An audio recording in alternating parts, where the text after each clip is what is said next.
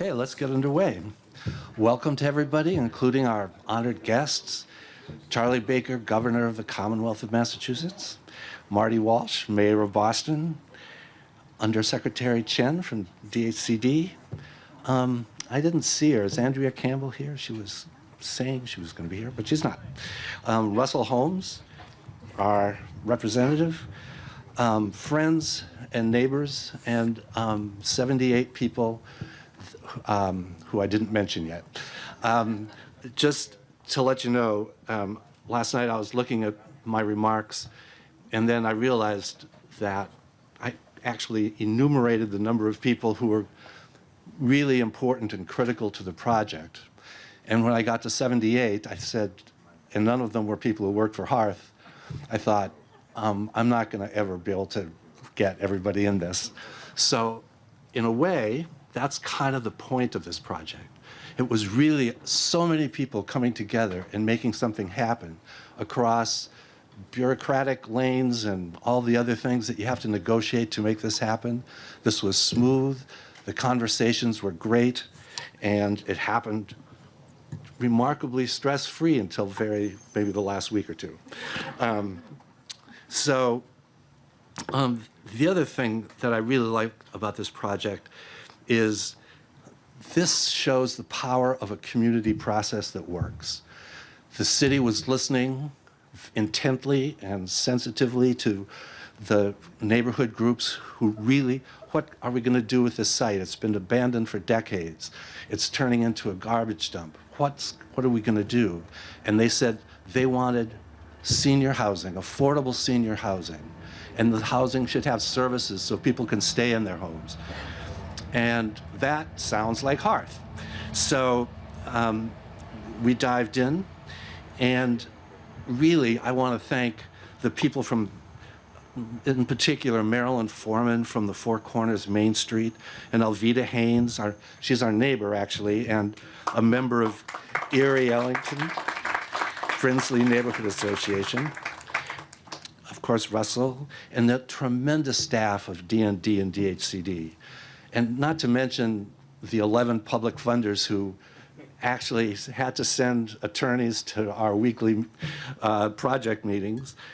Our architects, the Dream Collaboratives here, and the architectural team, they've just been great and responsive to us the whole time. Nixon Peabody, who's our attorneys. So this project really came together faster than any project I know about. We just figured it out. It was August 2018 that the tax credit awards arrived. So that's really recent. But overarching all of that is our incredible good fortune in this state, in this Commonwealth, to have a governor in Charlie Baker and a mayor in Marty Walsh who deeply care and are committed to this project. They're not just good managers. They not only hire and oversee the best people, but they really provide leadership. They see our community's desperate need for more affordable housing, and they marshal real resources to make more housing happen, and are thinking creatively about how to do that in an incredibly challenging public funding climate. At a time when many of us are profoundly worried about our government, we've just seen here and still experience government at its best right here at Four Corners. So to kick off our program, here's Charlie Baker, Governor of the Commonwealth.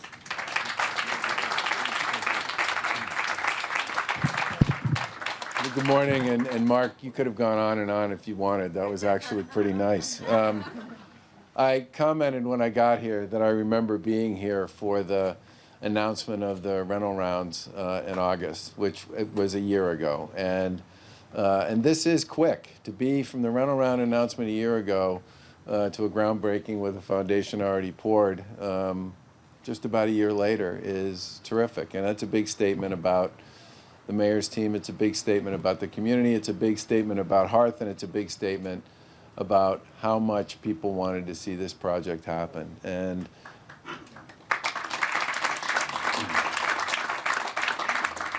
And I would just say that we really appreciate and value the relationship that we have with the city on this and on many other projects. And I also want to say to Representative Holmes, we were talking earlier about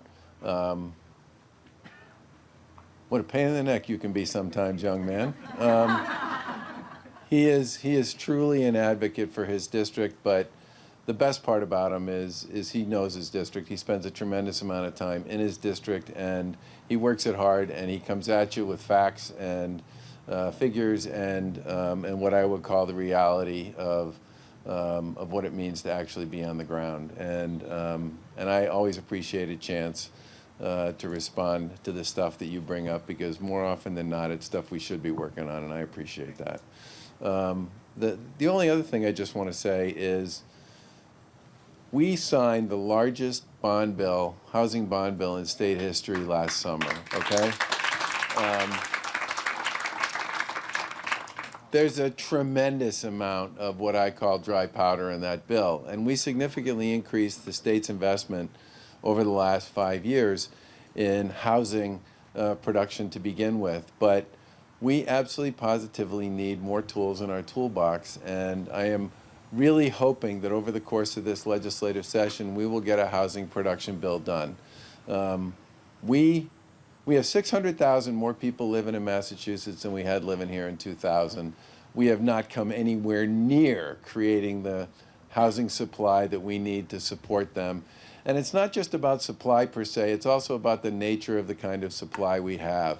There are a lot of people who would love to be able to downsize in the community they raise their kids in, but there's just nothing that looks like senior housing that's available in those communities. There are a lot of people who would like to be able to find a way into a community where they could make their bones and make their life and build their future, and there's just nothing that looks like that that's available for them either. And I got to tell you, I'm a little tired of reading story after story about a development project that got 62% of the vote and was therefore rejected by its community. Every spring there are thousands of units of housing that don't happen, that a majority of the people in the communities that live in them would like to see happen. And we've got to change the rules of the game on this one. I'm really hoping we can get this done this year with the legislature's help.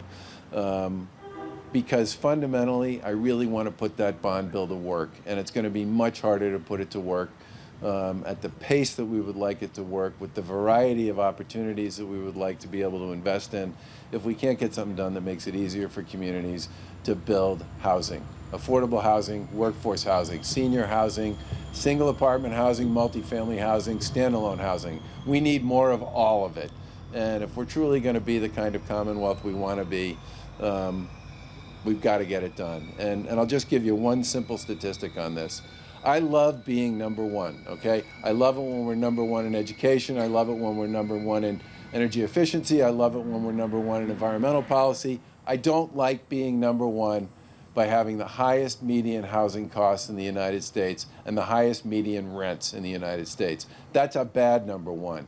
And the reason we sit in that position today is because we are simply not producing enough housing to suit and serve the needs of the people in Massachusetts. We need to do more, and I hope we get something done with the legislature. But that said, I'm very happy to be here today. I'm thrilled this got done in a year. I want to thank the mayor and his team for their help.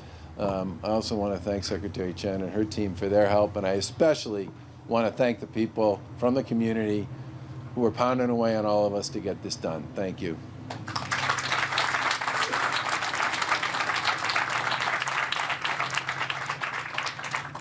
Next, it's my pleasure to introduce my friend Marty Walsh, Mayor of Boston. Thank you very much, Mark. And I was just saying to Representative Holmes that we go back to Federated back in the days when you ran Federated. So thank you for the great work you do. I want to thank the governor, and I want to thank the governor's comments because he's right. We talk a lot about housing. When you think about the city of Boston, our growth has been amazing in the last 5 years. We've built over 31,000 units of new housing. We have another 25,000 or something in the permitting pipeline. But we do need help. We need other cities and towns to help us with this. It can't all be Boston. And the stress on housing is all over the place. And, you know, every day it seems like the governor is announcing a new company coming to Massachusetts. We're announcing new people coming to Boston. And that's great for our city. And our young people want to stay here. And our older residents want to live here as well and be able to afford it. So we need to continue to work together. And I want to thank Representative Holmes' work on this as well, because he certainly has been a strong supporter and advocate in his district, and not just his district, but throughout the city. To the members of the community that are here, thank you for being here. To the developer, Scott Prey, thank you as well. We're excited. This looks like a good, strong foundation you have growing here, so now the building will pop right on top of it, so that's good. This project is exciting because it brings new housing opportunities to our city for seniors. As a city, we measure our success by how we're able to serve all the people, including the most vulnerable residents that we have. That's why we're dedicated to building housing for everyone who wants to call Boston their home. This project includes our older adults who deserve to stay in the neighborhood they love. Seniors, if you read in the paper today, there's a great story in the paper today. I don't usually start my day by saying that, but today there's a great story in the paper today on the front page of the Metro region. It talks about our fastest growing population, our older Bostonians. And it talks about Emily Shea from Elderly Commission, from Age Strong Commission is here. And Emily's creating programming in our office to really help seniors, because when somebody gets older, doesn't mean they retire and go away. They stay very active in our city. And our Age Strong Commission is working to make sure that we have programs to keep our older Bostonians active, and also working to make sure that there's programs out there all across our city. One of those most important pieces of programs is housing and a growing housing stock. In the last 5 years, almost 430 new elderly units have been either complete or in construction in Boston. That's on top of what we have. So when you think about that, I'd say 10 years ago that was a good number. 10 years later, that's not a good number, because our population is getting older. We need to do more. 81% of those units are income restricted. We have 6 more developments in the pipeline that's going to create about 270 more units of housing, with about 90% expected to be income restricted. Hearth is contributing to this process. And Russell, again, just said about this organization, how great they are. This project brings, at 4 corners, 54 permanent supportive housing units for our seniors, on top of already 200 housing units across the city and the region. So when you think about that, that is really important. They're making sure that our seniors have safe, high-quality, supportive housing. They're also helping us tackle one of the most important issues in the city of Boston, and that's ending homelessness in our city. In the last 4 years, we've been able to house 1,900 chronically homeless people. So the day that I got sworn in as mayor, there were 1,900 additionally homeless people on the streets of Boston.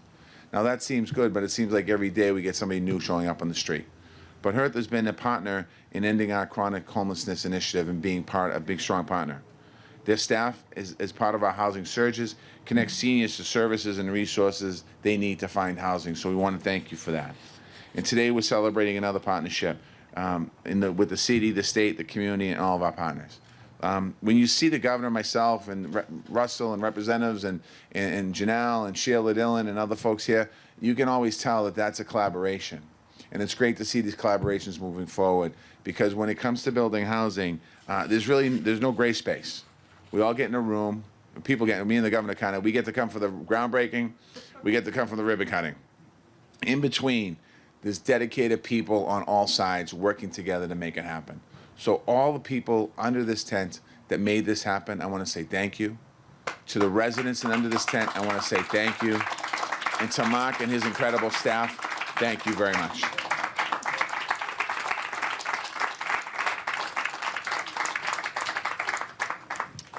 You didn't have to stop either. So now it's my pleasure to introduce Scott Prey. Scott is the CEO of our contractor, DF Prey, and we had multiple bids to do the construction on this site, and not only was it the strongest proposal, but they had the most highly developed sense of commitment to the community. They understand that building in a community changes the community, and they want to make sure it changes it for the better in the ways that the community wants. The other reason I'm really glad to have him here is that if you have any questions or problems at all with the project, call Scott.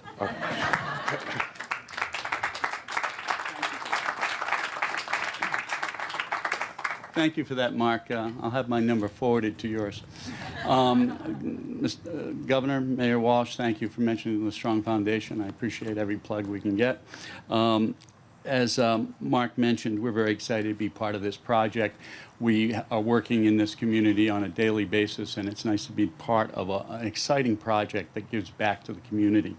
Working with the Hearth is exceptionally exciting with Mark and his folks, May and Dana. And one of the things that we found when we met with them is their strong commitment to this community and matched it up with ours, and it was a total match. And you know, we work with the DND, with Sheila and her folks, and some other stuff, and we see that there too. And we're very fortunate to be part of this whole process that continually, maybe doesn't surprise me, but it just overwhelms me, the commitment to get good housing to the people that need it here in Boston, and keep, as already mentioned, the young people a place to live and the older folks a place to stay. And so again, it's really fortunate to be part of this team, because we're getting to work with some new friends and some old friends alike. The Dream Collaborative, the architectural team, Anthony and Sierra. We're also working with our friends at Waypoint, Matt Doyle, DND, the BRJP, and the energy that makes all this come together is quite exciting. And we're just happy to be here. And next time you see it, we'll be turning it over to you for, as a finished product. Thank you very much.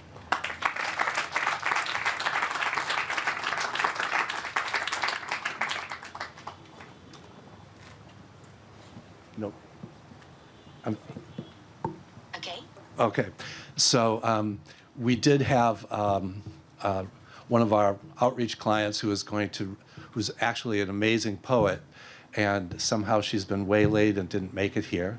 So no poetry to finish it up. But now I think we're ready for the actual exciting groundbreaking.